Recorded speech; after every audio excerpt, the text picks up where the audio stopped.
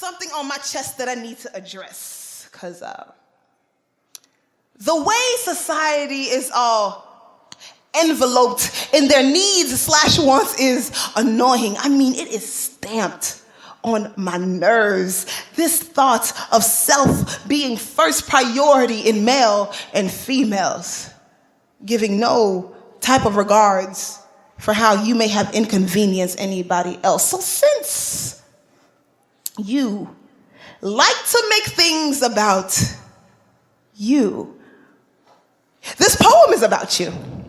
You're welcome.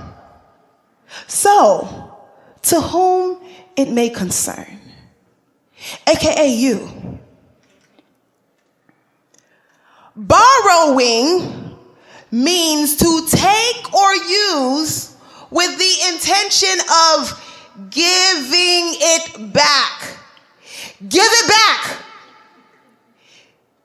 Please give me my stuff back, all right? Because I am tired. Like, I am red of y'all stealing in the name of borrowing. Because, see, when you took that thing from me, talking about, oh, I'm going to give it back, sis, my eye, it was this one, this left one right here, my eye, it began to twitch. Because it was at that moment she knew that item just moved out of her life and she was now reduced to supervised visits. Because I know now that I will never see that thing again unless it's when it is with you. Or it's being used by you. Or it's being worn by you. I don't see why I gotta fight for custody for something that's already mine. I don't know, maybe it's me. Is it me? I don't think it's me. No, maybe I'm off. I know, but then I'll jack out the box, pop up and say, hey, you done using that thing? And then you look at me and say, oh, my bad. See, I forgot. So, are you just get that comfortable with other people's stuff? I'm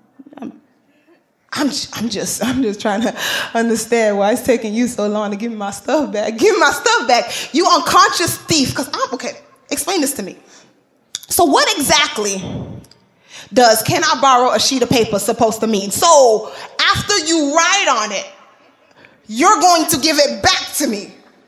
So now not only are you thieving, you're storying, but yet I'm wrong when I reply with, no, silly, you can't borrow it because you won't give it back. But you can have it.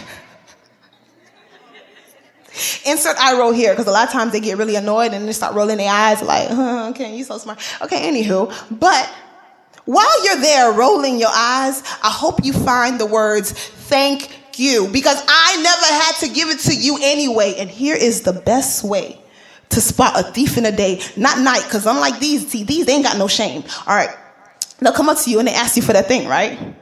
And then they'll say, you know I'm good for it.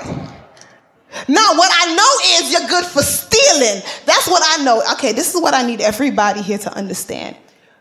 When I give you something, I ain't give it to you, okay? Common courtesy, please. WWJD, all right? Yeah, it's more than just these words that they put on some wristbands, all right? It's the hands of the Son of God carrying our dead weight. The state of mind of him not worrying where his head would lie, because how do you tell me you came down to die, yet you made no funeral arrangements? How were you sent to give your life that we may have life, yet you gave your life no regards at the end? Perhaps it wasn't that you were ill prepared.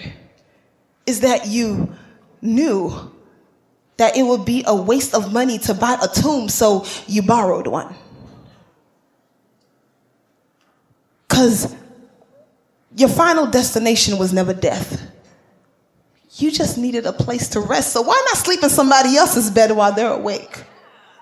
A guest in Joseph's tomb.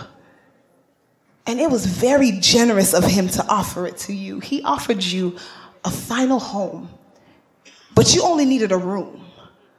A place to just catch up on sleep for a couple of days. Then you woke up made the bed and went your way. You had no intentions to stay or to keep something that was never meant for you in the first place. Joseph of Arimathea, your heart is so big.